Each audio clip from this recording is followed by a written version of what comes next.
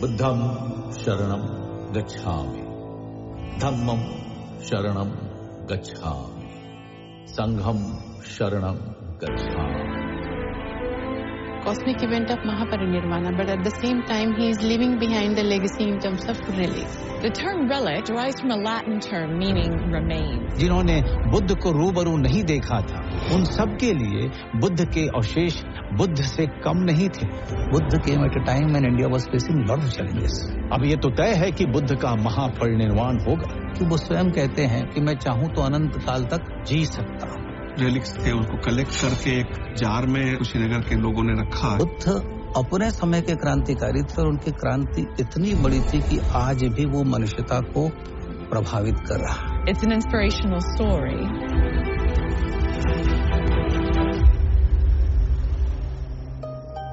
भारत अवतारों की धरती रही है. जाने कितने देवता, ऋषि मुनि, राजा, महाराजा और विद्वान इस धरती पर आए और अपने जीवन और विचारों से इसे संपन्न बनाया. लेकिन इस धरती पर चली आ रही ज्ञान, विज्ञान, धर्म और संस्कृति की धारा को मोड़ देने वाले वे पहले युग पुरुष हुए. उन्होंने जन्म इंसानों का लिया था, पदवी उन्हें महात्मा की मिली और सम्मान और दर्जा उन्हें भगवान का मिला.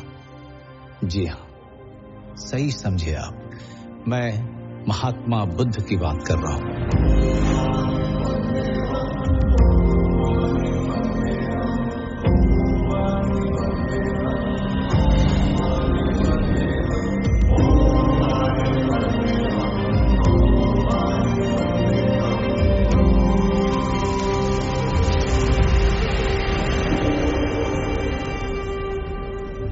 नमस्कार, मैं हूं मनोज वाजपेयी और आज मैं आपको सुनाने जा रहा हूं उस व्यक्ति की कहानी जिसका जन्म तो भारतवर्ष में हुआ, लेकिन उन्होंने भारत ही नहीं दुनिया के इतिहास, भूगोल, दर्शन, आचार, विचार को पहले जैसा नहीं रहने दिया. महात्मा बुद्ध ज्ञान और विचार की ऐसी मशाल बन के उभरे कि सिर्फ भारत तक सीमित नहीं रहे. उनके विचार पहले लोगों के लिए जीने का तरीका बना, फिर मत और फिर वो धर्म बनकर दुनिया भर में फैल गया. Extraordinary circumstances which is challenging the society, there comes an extraordinary personality who gives a new direction to the society and history is created. Buddha came at a time when India was facing lot of challenges. मैत्री का concept है, जब मुद्दता का जो concept है, then mindfulness है, विपස්සना है ना, ये पूरी दुनिया में इसलिए ये इतना आगे बढ़ी क्योंकि they are so simple yet so logical yet so meaningful yet so effective. राजमहल की संपूर्ण सुख सुविधा के बीच जब जीवन का यह कष्टकर स्वरूप राजकुमार सिद्धार्थ के सामने नहीं आया था, तब भी उनमें एक तत्व सर्वाधिक था, जिज्ञासा का. जिज्ञासा सवाल में बदलती है, सवाल तर्क में परिणत होता है, तर्क अपनी कसौटी पर विश्वास को छानता है और उसमें अंधविश्वास को अलग कर देता है. ठीक यहीं पर बालक सिद्धार्थ के बुद्ध बनने का बीज पड़ चुका था. एक आगामी क्रांति की मौन शुरुआत हो चुकी थी. बुद्ध अपने समय के क्रांतिकारी थे और उनकी क्रांति इतनी बड़ी थी कि आज भी वो मनुष्यता को प्रभावित कर रहा है. बुद्धिस्ट फिलॉसफी इतनी लॉजिकल है और इतनी सटीक है, इतनी deep as well as intensive है, जो यूरोप की पोस्ट मॉडर्निज्म है, मॉडर्निज्म है, इनके साथ अगर मैं कंपेयर करूं तो मुझे नहीं लगता कि वो कहीं टिकती है. बुद्ध अपने घर से निकलने के बाद ज्ञान के लिए बहुत भटके, मगर उन्हें ज्ञान मिला भी तो कहां? न काशी में, न प्रयाग में, न राजधानी में, न जंगल में. उस गया में जो जिंदगी नहीं, मृत्यु के संस्कार पिंडदान के शहर के रूप में मशहूर था. तो इस गया में एक पीपल के पेड़ के नीचे बुद्ध निर्वाण या ज्ञान पाते हैं. इसी कारण वो स्थान बोध गया कहलाता है. वहां से वो काशी के पास सारनाथ पहुंचे और जहां उन्होंने अपनी पहली शिक्षा दी और धम्म की स्थापना करी. जीवन चला जाता है, उसके निशान शेष रह जाते हैं. बुद्ध के जाने के बाद जो व्यापक रिक्तता या खालीपन पैदा हुआ, उनके फॉलोअरों ने उसे उनके रेलिक्स यानी अवशेषों से भरा. जिन्होंने बुद्ध को रूबरू नहीं देखा था या जिन जगहों पर बुद्ध जा नहीं पाए थे, उन सब के लिए बुद्ध के अवशेष बुद्ध से कम नहीं थे। बुद्ध के 3 तरह के अवशेष मिलते हैं। पहला शारीरिक यानी बॉडीली रेलिक्स, इसमें बुद्ध के शरीर की राख या उनके बचे हुए अंग आते हैं। दूसरा पारिभौगिक यानी कॉन्टैक्ट रेलिक्स, और तीसरा उद्देश्य या धम्म रेलिक्स। यहां प्रश्न यह भी उठता है कि जिस बुद्ध ने जीवन भर त्याग किया, राजपाट छोड़ा, परिवार छोड़ा, वे शिष्यों को अपने अवशेषों के संग्रह और उसके दर्शन के बंदोबस्त का निर्देश क्यों दे रहे हैं? असल में यही सवाल हमें भी इस कहानी तक लेके आई है। बात तब की है जब बुद्ध 80 साल के हो चुके थे। वे जीवन भर गतिमान रहे, जड़ नहीं रहे। ऐसे में यह कहां संभव था कि वो बैठे बिठाए महापरिनिर्वाण को प्राप्त होते हैं। दुनिया अभी इससे अनजान थी, पर उन्हें यह मालूम था कि ये उनके जीवन की आखिरी यात्रा है। आनंद का रोल बुद्ध के जीवन में, उनके जीवन के आखिरी क्षणों में बहुत महत्वपूर्ण हो जाता है। उनकी लास्ट जर्नी में उनका मेंशन आता है बहुत प्रोमिनेंटली, और वो इस कॉन्टेक्स्ट में भी आता है कि वो सबसे आखिरी उनके बुद्ध के शिष्य थे जिन्होंने अरहतशिप, जिनको एनलाइटनमेंट प्राप्त हुआ था। आनंद और भगवान का संबंध कैसा है? उपस्थाक यानी पर्सनल अटेंडेंट।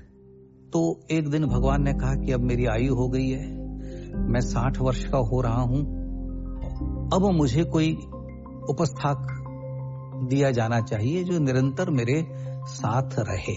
एक एक कर सभी भिक्षु खड़े होते हैं और कहते, भगवान मैं आपका उपस्थाक बनूंगा। सिर्फ एक व्यक्ति खड़ा नहीं होता है जिसका नाम है आनंद। आनंद बैठे हुए हैं, भगवान के चचेरे भाई बैठे हुए हैं, वो खड़े नहीं होते। तो सबने आनंद की ओर देखा तो आनंद खड़े हुए कि मैं भगवान का उपस्थाक बन सकता हूं, लेकिन मेरी कुछ शर्तें हैं। एक शर्त कि भगवान कोई यदि आमंत्रण मेरे पास आए और मैं उस आमंत्रण को स्वीकार करूं तो उस आमंत्रण को आप स्वीकार करेंगे, वरना मेरी कौन सुनेगा। भगवान ने कहा ठीक है, मैं स्वीकार करता हूं। और एक बात, आप अपने भोजन में से मुझे भोजन नहीं देंगे। क्यों?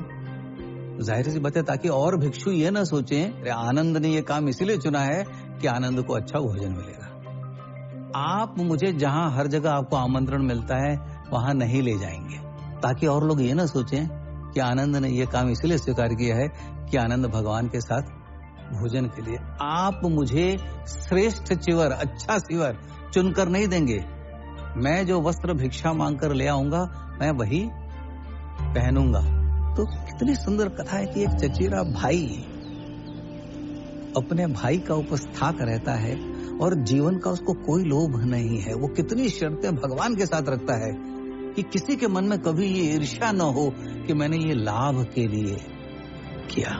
बुद्ध की जीवन यात्रा का फलक गंगा की मध्य और निचली घाटी के इलाकों से होते हुए मिथिला और नेपाल की तराई तक फैला हुआ था। वे लगातार घूमते हुए ज्ञान बांटा करते थे, सिवाय चातुर्मास या वर्षा ऋतु के, जिसे बुद्ध का वर्षावास कहा जाता था। वैशाली की बाहरी सीमा पर बसे बेलुआ गांव का वर्षावास बुद्ध की अंतिम यात्रा का प्रस्थान बिंदु साबित होता है। यात्रा अब तक निष्कंटक चल रही है, पर काल को आगामी आहट का आभास भी तो देना था।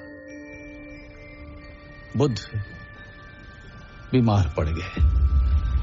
उनके शिष्यों ने काल की इस कुंडी की ध्वनि नहीं सुनी।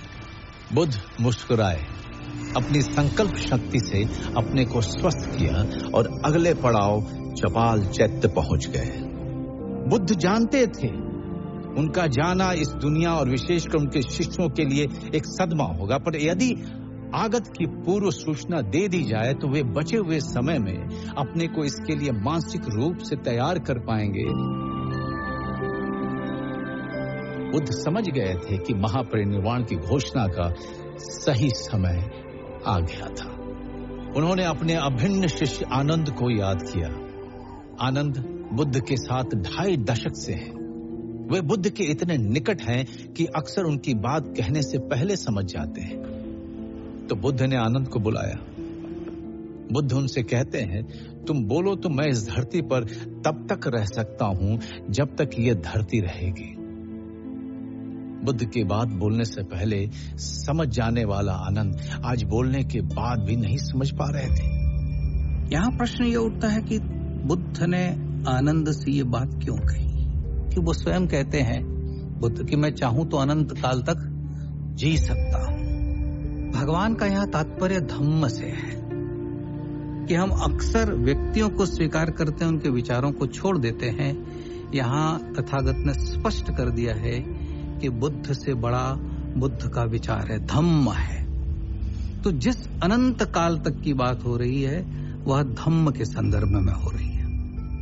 आनंद उस बात को कम्प्रिहेंड नहीं कर पाते हैं और वो इग्नोरेंट रहते हैं। Buddha repeated this for 3 times, but Ananda did not say anything in favor of Gautam Buddha to continue till the end of this world. Buddha अपना सवाल दोहराते हैं, तिहराते हैं, और आनंद की तंत्रा नहीं टूटती है। बुद्ध उन्हें मुस्कुराते हुए बाहर भेज देते हैं। ये समय इस यात्रा के लिए अगला कदम उठाने का था। बुद्ध अपनी गुफा में साधनारत हो जाते हैं। उन्हें महापरिनिर्वाण का निर्णय लेना है, लेकिन उन्हें इस जगत की भी चिंता करनी है। साधना के बीच महापरिनिर्वाण के हाँ ना का तर्क वितर्क चल रहा है, और यहां आता है बुद्ध का बहुत पुराना साथी मारा। 1 मिनट, मारा को मैंने बुद्ध का साथी क्यों कहा? क्योंकि मारा तब भी साथ था जब बुद्ध ज्ञान की प्राप्ति के लिए भटक रहे थे। थेरवाद में मारा वही है जो हिंदूवाद में कामदेव है। भीतर की लालसा साथी तो रहती है, उफन कर बाहर आकर हमें वश में करने को आतुर तो रहती है, तो साथी ही हुआ ना। मारा बुद्ध को निर्वाण पाने से पहले भी भटका रहा था, पर बुद्ध मारा पर विजय पाते हैं और निर्वाण प्राप्त करते हैं। अब मारा को पता है कि वो बुद्ध पर विजय तो पा नहीं सकते। मारा यहां दूसरा रास्ता अपनाता है, विनती का। बुद्ध की तपस्या किस हद तक है कि मारा को भी उनसे प्रार्थना करनी पड़ती है कि अब तो आप अपना परिनिर्वाण प्राप्त कर लो। Don't trouble yourself, that I will enter nirvana anyway. It's in my hand. I know, I can see through. And I know what your intentions are behind troubling me and prompting me and pushing me towards that state. In Buddha's absence, his words, his teachings would be their guiding line.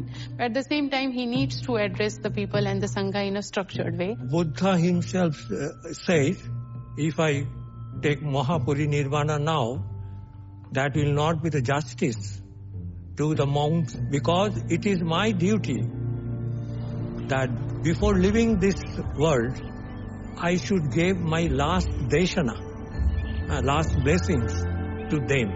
शरीर जरा, ये इसका क्षय होगा, इसका उनको ज्ञान है। ये शरीर अब मेरा साथ नहीं देगा। 80 वर्ष तक इस शरीर ने बुद्ध का साथ दिया है, अब इसे जाना है, इसका क्षय होगा, क्षरण होगा। He ultimately said to Mara that, okay, don't worry, within 3 months, I will be accepting Mahaparinirvana. मारा खुश था, उसने बुद्ध को महापरिनिर्वाण के लिए राजी कर लिया था, और इसकी आनंद के सामने घोषणा भी करा ली थी। बुद्ध नहीं होंगे तो मारा के लोभ लालसा का बोलबाला रहेगा। लोग ज्ञान कर्म से ज्यादा भोग की ओर परिणत होंगे, पर मारा बुद्ध के एक और निर्णय को जानता नहीं था। बुद्ध अपने नहीं रहने की आगामी स्थिति में अपने ज्ञान को विस्तार देने के लिए, अपने अवशेषों के सुरक्षित संग्रह और जनमानस के लिए इसके दर्शन की व्यवस्था कराने का निर्णय ले चुके थे। चपाल चैत्य में अपने महापरिनिर्वाण की घोषणा कर बुद्ध अपने भिक्षुओं की टोली के साथ आगे बढ़ रहे हैं। वे एक पल के लिए वैशाली को पलटकर निहारते हैं और फिर आनंद से कहते हैं, हम पश्चिम की तरफ जा रहे हैं आनंद, पश्चिम जिधर सूर्य अस्त होता है। वैशाली को मैं अब कभी नहीं देख पाऊंगा। असल में बुद्ध के महापरिनिर्वाण लेने के निर्णय की बात वैशाली में फैल गई थी। उन्हें लगा वे फिर कभी बुद्ध को देख नहीं पाएंगे। पूरा शहर बुद्ध की इस अंतिम यात्रा में उनके पीछे चल पड़ा। लोगों की इस विशाल हुजूम के साथ चलना संभव तो नहीं था। बुद्ध लोगों को लौटने के लिए कहते हैं, पर लोग उनके महापरिनिर्वाण की बात से इतने दुखी है कि वे लौटने को तैयार नहीं है। ऐसे में बुद्ध उन्हें अपनी एक निशानी देते हैं, अपना भिक्षा पात्र। जहां पर यह घटना हुई थी, आज भी वहां पर एक स्तूप मिलता है। और यह स्तूप कोई छोटा मोटा मामूली स्तूप नहीं है। यह अब तक मिले दुनिया भर के तमाम स्तूपों में सबसे विशाल स्तूपों में से एक है। ऐसा कहा जाता है बुद्ध का वो भिक्षा पात्र उस स्तूप के अंदर अब भी सुरक्षित है। मिट्टी का जो पात्र भिक्षा पात्र है वह 45 वर्ष तक उनके पास रहा। ये कल्पना करना कि एक ही पात्र, उसी पात्र में उन्होंने भिक्षा की। आज हम मिट्टी का एक पात्र, हम अपने घरों में जो चाय का प्याला होता है उसे कुछ दिनों पे गिरा देते हैं या टूट जाता है। यानी जब वो भूमि पर भी रखते होंगे, धरा पर, जमीन पर भी रखते होंगे, तो अवेयरनेस कितनी है। तो जो विपश्यना करते हैं कि एक सांस के साथ अवेयर होना, तो ऐसी तपस्या, ऐसा अवेयरनेस कि वो पात्र कभी उनके हाथ से गिरा नहीं। अब ये तो तय है कि बुद्ध का महापरिनिर्वाण होगा और इस 3 महीने में ही होगा, लेकिन उसका निमित्त कौन बनेगा? बुद्ध अपने शिष्यों के साथ वैशाली से विदा ले चुके हैं। कुछ हफ्ते में वे हंतगांव, हथीगाम, भोगनगर, भंगाम होते हुए पावा पहुंचते हैं और वहां एक आम के बगीचे में उनका डेरा डाला जाता है। पावा मल्ल राजाओं की दूसरी राजधानी थी। वहां चुंड नाम के उनके जाने माने भक्त का वास था। चुंड धातु के व्यापारी थे। जब उनको पता चलता है कि बुद्ध उनके मतलब अमराई में ठहरे हुए हैं, आम के उपवनों में, तो वहां पे वो जाके उनको बहुत प्यार से भोजन के लिए आमंत्रित करते हैं अगले दिन के लिए, और बुद्ध उस आमंत्रण को स्वीकार करते हैं। दूसरे दिन जब बुद्ध वहां पे जब जाते हैं आमंत्रण के लिए, तो देखते हैं कि नाना प्रकार के पकवान बने हुए हैं जो उनको परोसे गए हैं। उसमें एक पदार्थ का विशेष रूप से मेंशन आता है, सूकर मद्दो और शुकर मद्दो। एक और बात जो किसी ने गौर नहीं की थी वो ये, बुद्ध ने जब 3 महीने में महापरिनिर्वाण लेने की घोषणा की थी, वो 3 महीना अगले दिन ही पूरा होने वाला था। Gautam Buddha asked Chunda, "Have you prepared Sugara Madhava?" Chunda said yes. Then Buddha asked the Sugara Madhava from him. Gautam Buddha, take a small portion. But immediately Bhagavan Buddha could realize that this is a thing which no one will be able to digest. यह खाने के बाद भगवान को पीड़ा और हुई और भगवान को रक्तस्राव हुआ, रक्त बहने लगा। तो बुद्ध ने कहा, किसी दूसरे भिक्षु को शुकर मद्दो मत दीजिए, और जो मेरे खाने के बाद बच जाए उसको आप गड्ढा खोद करके उसमें डाल दीजिए। शुकर मद्दो या शुकर मद्दो आखिर था क्या? We are not quite sure what the nature of that dish is. The name has been lost through history, but it suggests that it might be related to swine or potentially mushrooms or truffles. This common parlance that he was offered the meat of a pig, it is not true. चुंड इस ग्लानि में डूबे थे कि उनके भोज्य पदार्थ को खाकर उनके भगवान की ये दशा हुई है। बुद्ध चुंड को बुलाते हैं और उसे बताते हैं कि हे चुंड, तुम अब भी मुझे उतने ही प्रिय हो जितना पहले थे, बल्कि अब पहले से ज्यादा प्रिय हो। जो भी हुआ तुम तो उसके निमित्त मात्र थे, उसमें तुम्हारा दोष नहीं।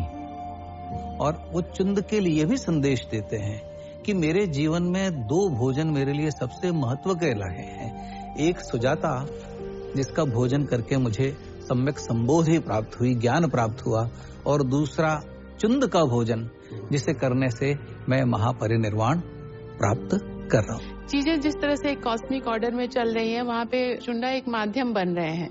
उनको होना उसी वे में जैसे वो होंगी, बट उस एनेक्डोट में लिखने वाले ने, जिसने दिव्य निकाय लिखा है, उसके नजरिए से मारा एक ऐसा फोर्स है जो बुद्ध को डेविएट कर रहा है। चुंद एक ऐसे एजेंट है जिन्होंने वो खाना परोसा जिससे उनकी तबीयत खराब हुई। आनंद एक ऐसे एजेंट है जिन्होंने उनके प्रॉम्प्ट को, उनकी बात को समझा नहीं और उनको रुकने के लिए अनुरोध नहीं कर पाए। Things will happen that way, but उनका एक मीडियम और ये पात्र बदल रहे हैं और ये देखने का नजरिया है जिसने ये दिव्य निकाय लिखा है। बुद्ध अपनी पीड़ा पर अपनी मुस्कान का आवरण डालते हैं और आनंद से कुशीनारा की ओर चलने को कहते हैं। उनका कारवां ककुप्था नदी को पार करने वाला है। वे अपनी टोली को विश्राम के लिए कहते हैं, पर क्या बुद्ध अपनी पीड़ा के कारण आगे नहीं बढ़ पा रहे हैं या बात कुछ और है? और ठीक यही बुद्ध घोषणा करते हैं कि वे कुशीनारा में साल वृक्षों के वन में रात के बीच के पहर में महापरिनिर्वाण अवस्था में प्रवेश करेंगे और रात के आखिरी पहर उनका महापरिनिर्वाण हो जाएगा। शिष्यों के समूह में दुख की लहर फैल गई, लेकिन जो तय है दुख उसे टाल नहीं सकता, ना यात्रा को ना महापरिनिर्वाण को।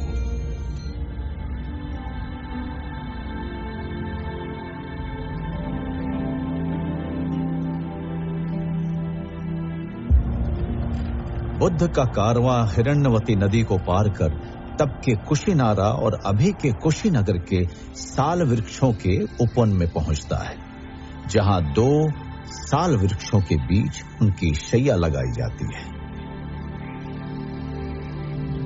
बुद्ध ने अब अपने प्रिय शिष्य आनंद को कुशीनारा के मल्ल राजाओं को ये बता देने के लिए कहा कि बुद्ध महापरिनिर्वाण लेने वाले हैं। इस सूचना ने सोते हुए शहर को जैसे नींद से जगा दिया। पूरा शहर आधी रात को साल वृक्ष के उस वन में जमा हो गया। बुद्ध लेटे हुए हैं, उनका सिर उत्तर की तरफ है और मुख पूरब की तरफ। एक हाथ सिर के नीचे है, जैसे थका हुआ सिंह लेटा हो। उनकी ये मुद्रा महापरिनिर्वाण मुद्रा के नाम से दुनिया भर में प्रसिद्ध है।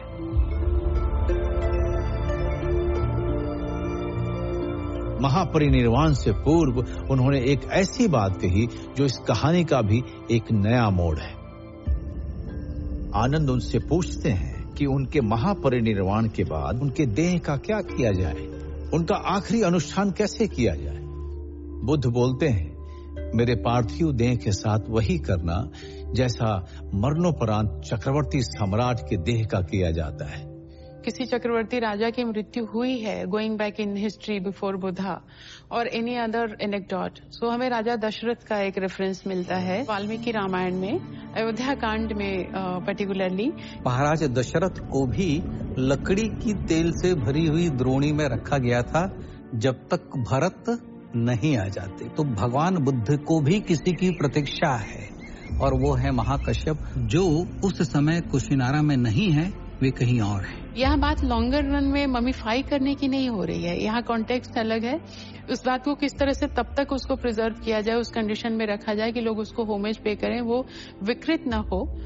पर जैसा दीघ निकाय के महापरिनिर्वाण के सूत्र में कहा गया है, बुद्ध ने आनंद से कहा कि महापरिनिर्वाण के बाद उनके पार्थिव शरीर को नहलाया जाए, फिर 500 कपास के वस्त्रों के तहों में लपेट के रखा जाए। दाह के बाद उनके शरीर के बचे अवशेष और राख को शहरों के मुख्य चौराहों पर स्तूप बनाकर सुरक्षित रखा जाए और इसे वैसे ही सम्मान दिया जाए जैसे मुझे दिया गया है।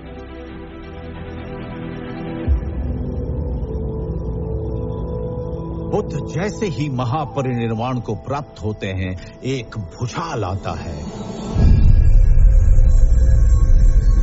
कुछ देर बाद जब धरती थमती है, तब साल के वे वृक्ष फूलों से भर जाते हैं और वे फूल भगवान बुद्ध की पार्थिव देह को ढक लेते हैं। हैरानी की बात यह है कि यह मौसम साल वृक्ष में फूल आने का था ही नहीं, पर यह प्रकृति की प्रतिक्रिया थी, मानो वो इस महान पुरुष को आखिरी भावभीनी विदाई दे रही है।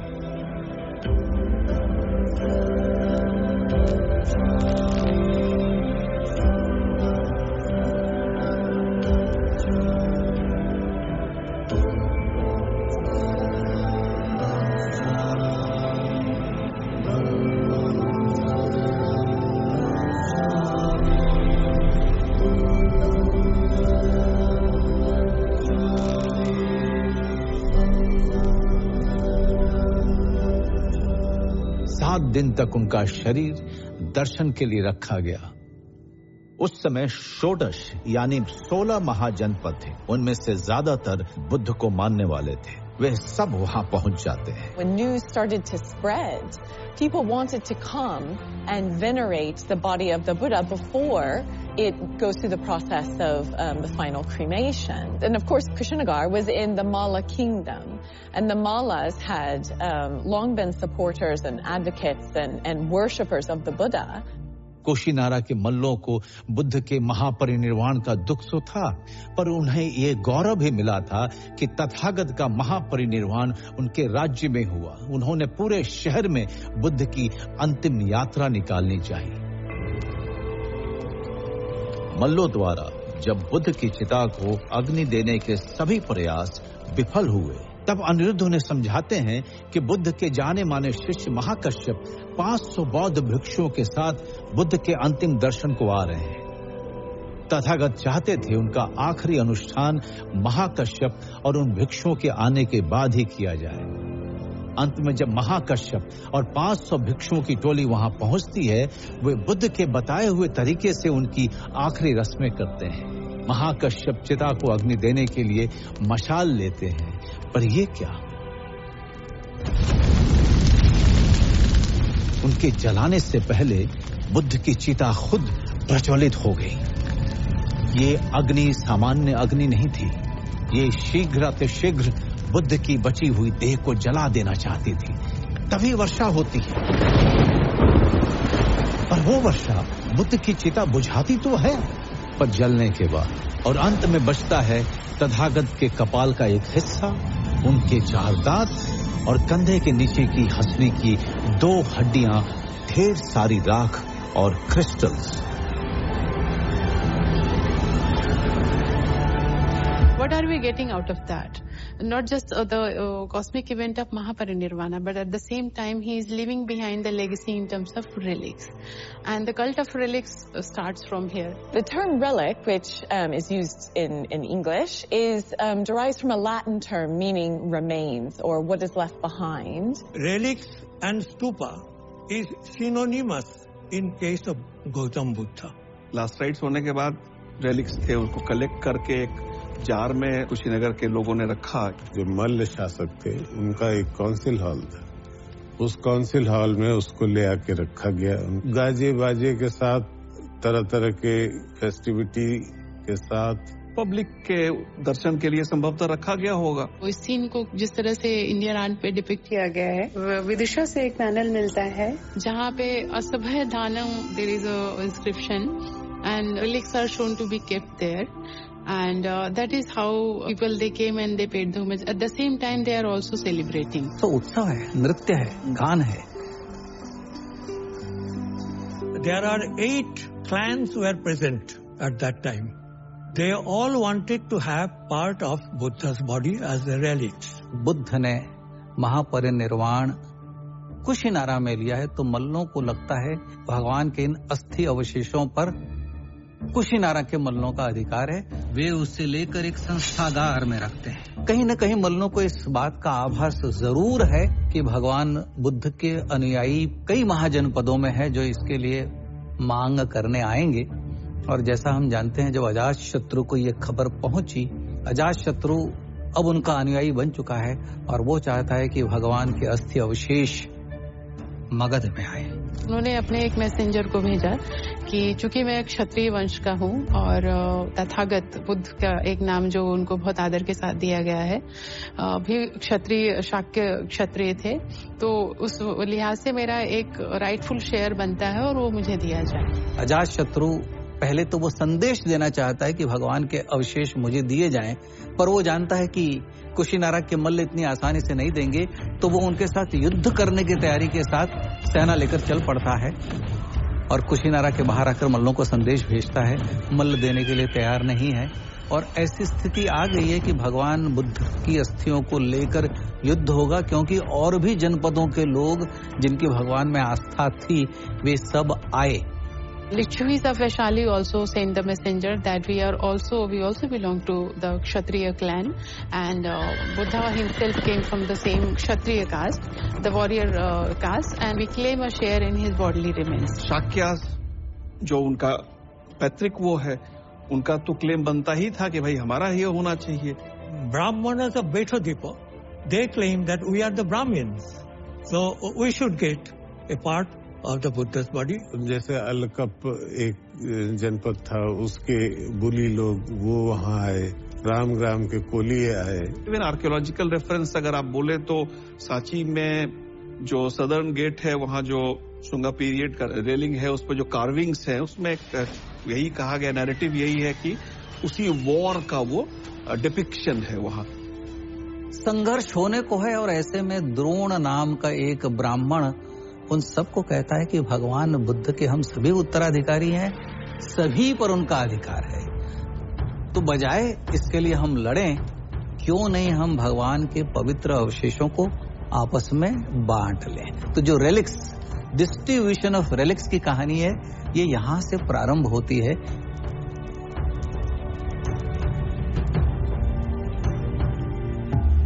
8 तो ओरिजिनल जो पावरफुल डायनेस्टीज थे उनके बीच में डिस्ट्रीब्यूट हो गया. स्टोरी ये भी है कि वो +2 और हुआ है. द्रोण को भी कुछ शेयर मिल पाया, क्योंकि द्रोण संभवतः उस पात्र में मध का प्रयोग किए थे before putting the ashes inside, तो उसका जो भाग रह गया वो द्रोण के पास रह गया. Drona collected the right canine teeth and put it under his cap. The god Indra saw it from heaven.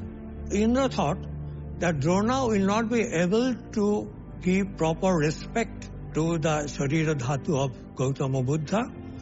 It is better, let me collect it. And he took it to the Tushita heaven, where a stupa was built. और अंत में पिपली one के मौर्य, जिसका बाद में संबंध चंद्रगुप्त और अशोक से आता है, उनके हिस्से में भी गए, लेकिन तब तक अस्थियों का बंटवारा हो चुका था. लेकिन जिस चिता पर भगवान को रखा गया था, उसके कोयले बचे हुए थे, उन्हें वो दिया गया.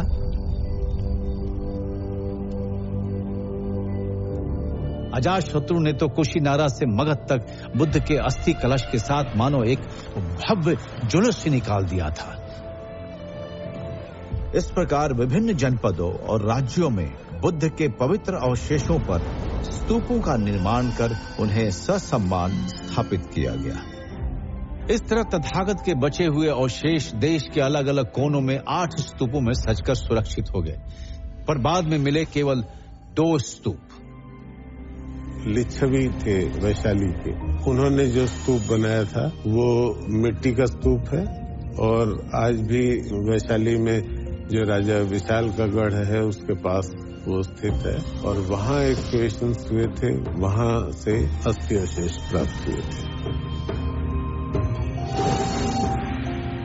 विलियम क्लैक्सन पेपे ने 1898 में उत्तर प्रदेश राज्य के सिद्धार्थ नगर के पिपरहवा स्तूप का उत्खनन किया, जहां से उन्हें एक बड़ा पत्थर का संदूक मिला.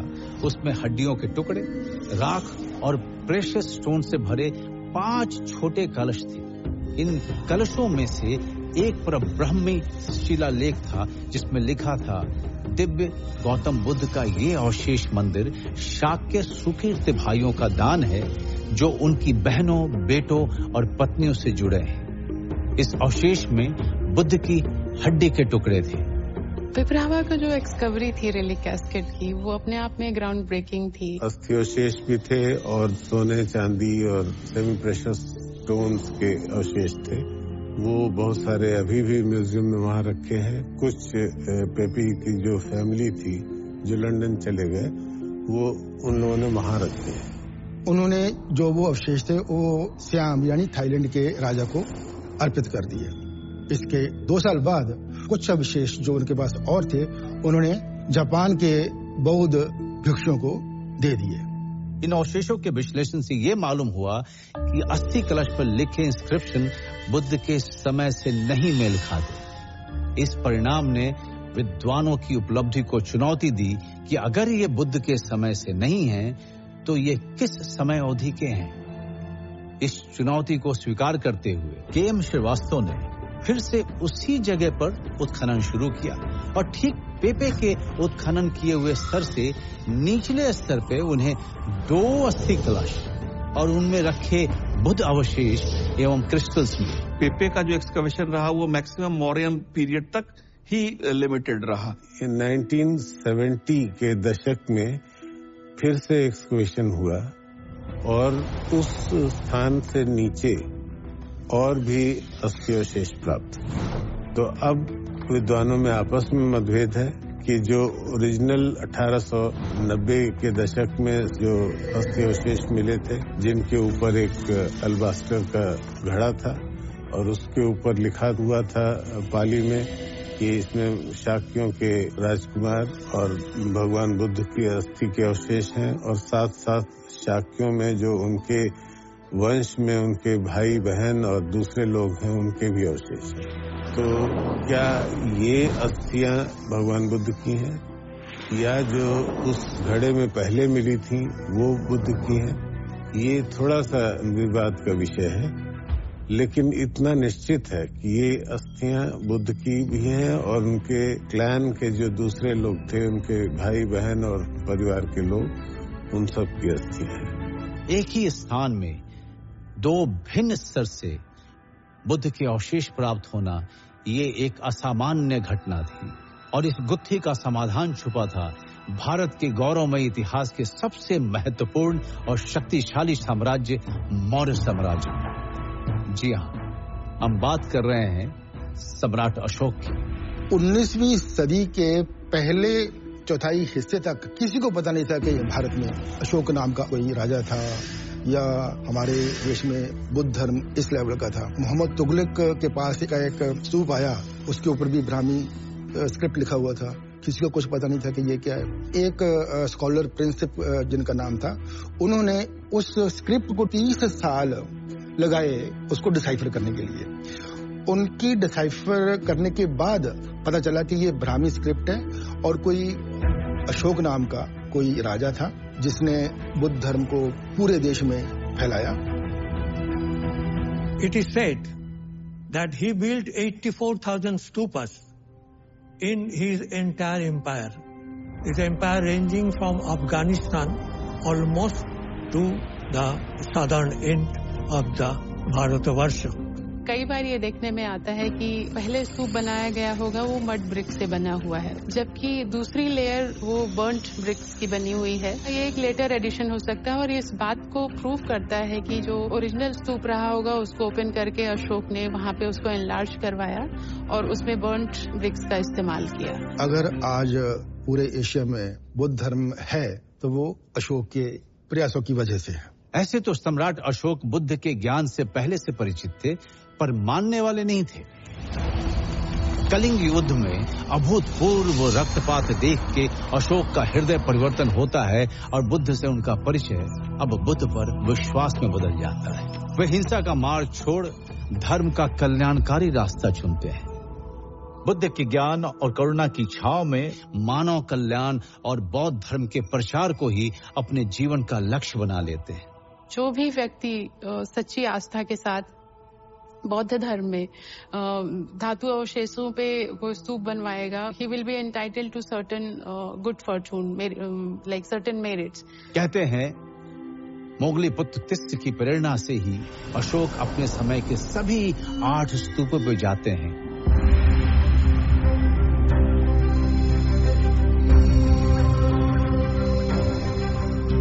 इन स्तूपों का भव्य पुनर्निर्माण कराते हैं और यहाँ से बुद्ध के अवशेषों का हिस्सा लेके उसे 84,000 हिस्सों में बांटकर अपने साम्राज्य के कोने कोने में फैला देते हैं। अब प्रश्न ये है कि 84,000 की संख्या कहाँ से आई? क्योंकि भगवान बुद्ध के सारे वचन जो सूत्र हैं वो 84,000 हैं। 84,000 स्तूप नहीं मिले हैं अभी तक। क्या ये एक ऐसा एलिगोरिकल नंबर हो सकता है जहाँ पे लिखने वाले ने लिखा है, या फिर वो ईंटों का इस तरह का प्रकार है, इतने 1000 ईंट उसमें लगी हुई थी उस स्तूप में? क्या इस बात को इंडिकेट कर रहा है या फिर कहने का एक तरीका है? This might be a hard task to say but I'm going to open the stupa up and I'm going to take those relics out in order to give them to everyone. But Ashoka does this. He's successful for 7 of the what's known as the Drona stupas, these original stupas. ऐसा नहीं है कि हर स्तूप से उन्हें बौद्ध के अवशेष मिल ही गए. ऐसा क्या था कि अपने समय के चक्रवर्ती सम्राट अशोक को एक स्तूप से खाली हाथ लौटना पड़ा था? ये कौन सा स्तूप था? There are numerous texts that tell us different versions of this story, but one of the most common is that when Ashoka approaches the stupa, he realizes that it is now in the underwater kingdom of the Nagas.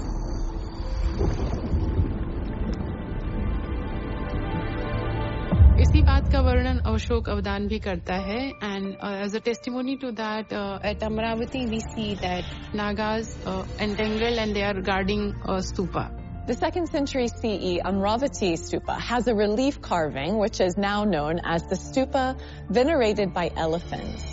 Around the body of the stupa, a Naga is intertwined, and Nagas are incredibly important. They love the relics, but they're also fantastic protectors of the Buddha's Dharma and his relics. इस historicity को ये depiction prove करता है कि ये घटना हुई होगी अशोक के जीवन काल में, और वो रामगांव के स्तूप से धातु अवशेष बुद्ध के निकाल नहीं पाया था. कोलियों द्वारा निर्मित रामग्राम का ये स्तूप बुद्ध के अवशेषों पर बने प्रमुख स्तूपों में से एक है, जो आज भी एक विशाल टीले के नीचे सुरक्षित और संरक्षित है.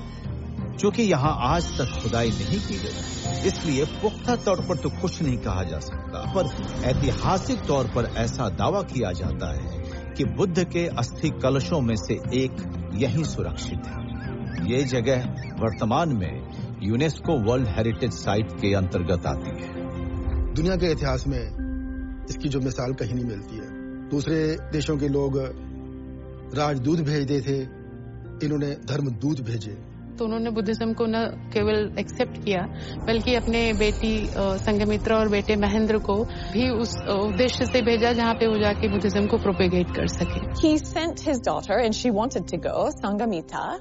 She traveled with 11 other nuns to the kingdom of Sri Lanka at the request of King Tissa, who wanted to establish an order of nuns there. So when Sanghamitra arrived, she gifted a cutting from the Bodhi tree from Bodh Gaya. The queen and many of the other women who attended her converted to Buddhism as well. The order of Buddhist nuns and Theravada Buddhism, it prospered for around 1500 years after the Buddha's death. So for a very long time, there's a strong tradition of this order of Buddhist nuns. Through trade, you disperse religion as well. And so we see areas in Southeast Asia adapting to Buddhism. पर ऐसा क्या कारण है कि अशोक के 84,000 स्तूप बनाने का ऐतिहासिक प्रमाण तो मिलता है, पर उनके मिले स्तूपों की संख्या 84,000 के शतांश भी नहीं है, महज दर्जनों में है? क्या वे बाद के शासकों द्वारा नष्ट कर दिए गए, या बाहरी आक्रांताओं ने अपने हमले में इन्हें मिटा दिया?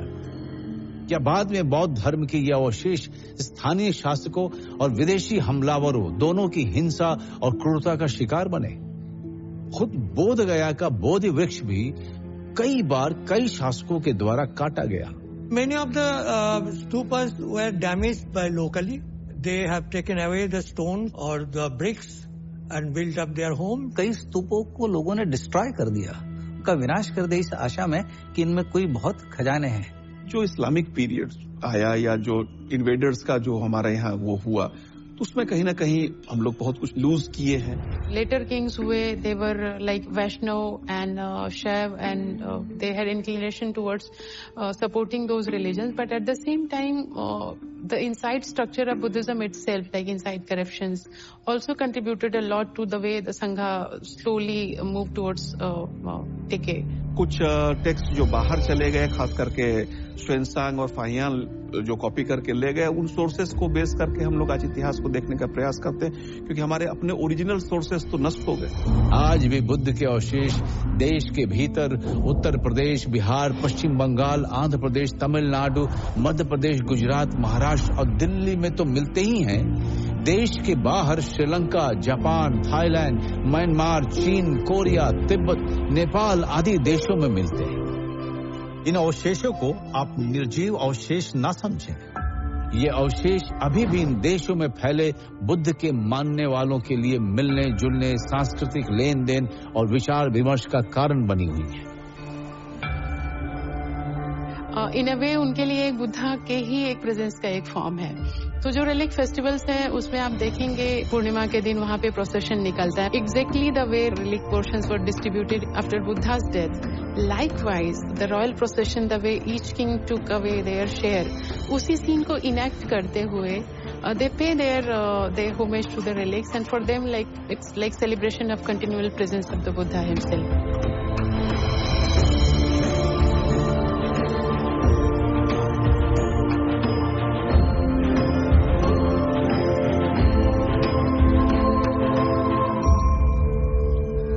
अगला जो मिलेनियम है, अगले जो हजारों वर्ष हैं, वो बुद्ध के हैं, इसलिए कि बुद्ध ने अपने को कभी श्रेष्ठ घोषित नहीं किया, अपने को कभी ईश्वर घोषित नहीं किया। उन्होंने कभी नहीं कहा कि मेरा ही मार्ग ये है और जो मैं कहता हूँ इसलिए मेरे पीछे मत चलो, मैं जो कहता हूँ उसे अनुभव करो, और यदि वो तुम्हारे अनुभव पे खरा उतरता है तो ही उसे मानो। उन्होंने किसी पुस्तक को श्रेष्ठ नहीं माना। उन्होंने वेदों से भी प्रश्न करने को कहा, उन्होंने वेदों को भी प्रमाण नहीं माना। तो किसी एक पुस्तक की सत्ता में बुद्ध का विश्वास नहीं है, बुद्ध का विश्वास अनुभव में है, वो अनुभव जो आपकी कमाई है।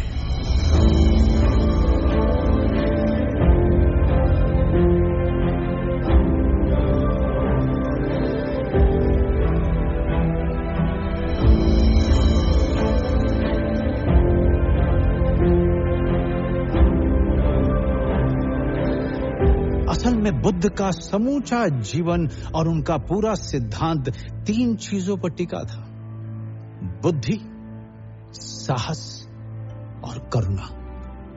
ज्यादातर धर्म भय का व्यापार करते हैं। ये करो नहीं तो ऐसा हो जाएगा, ये करो नहीं तो वैसा हो जाएगा, ऐसा करो नहीं तो नरक या दोजख मिलेगा। पहली बार किसी गुरु ने कहा डरो मत, किसी से मत डरो, ना गुरु से, ना मंत्र से, ना शास्त्र से, ना लोक से, ना राजा से, ना डाकू से, किसी से भी नहीं।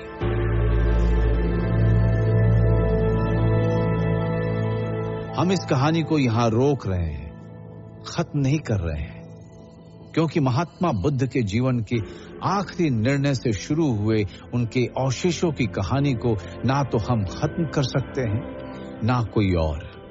उनके अवशेष बुद्ध के अनुयायियों को शांति के लिए आपस में जोड़ते रहेंगे, बुद्ध के शरण में पहुंचाते रहेंगे।